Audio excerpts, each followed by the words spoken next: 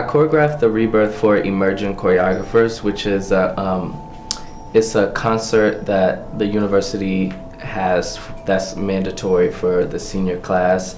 And you have to audition your dancers, you have to cast your dancers, you come up with your own costuming, you have to work with a composer, you have to work with a lighting designer, you have to work with a stage manager.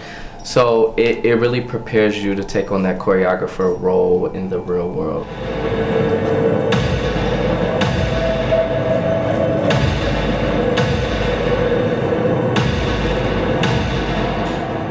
Beginning process of choreography, I am in solitude.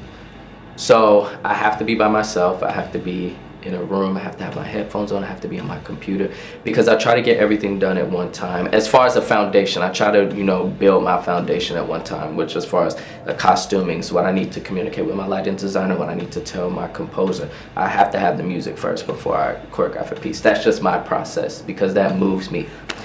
And I was working with a composer by the name of Andrew Irving. He was a music major here. He's an amazing composer. And when I began to listen to the music, I immediately saw what I wanted. Everything just came in my mind.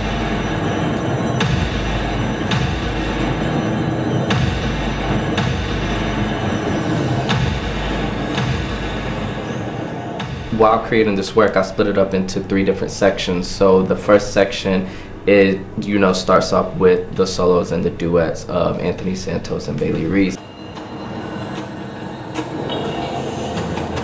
The first section, it just represents it's light tension and manipulation.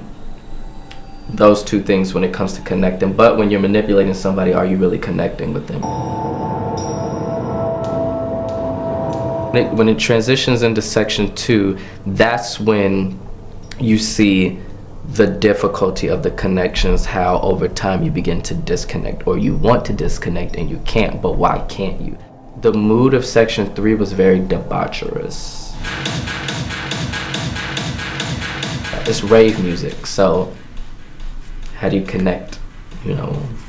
Where are you when you're at a rave, or what are you doing when you hear that kind of music? What are you feeling?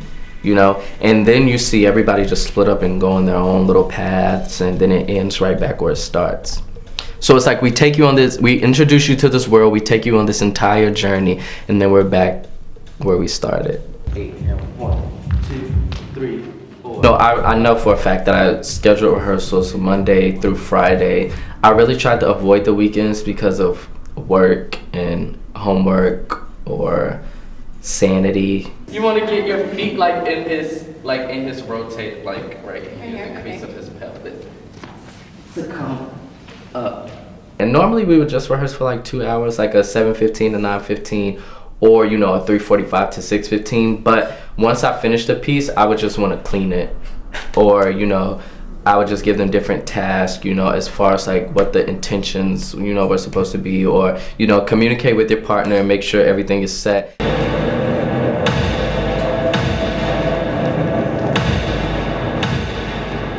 My advice for upcoming aspiring artists, young artists, is to get your technique.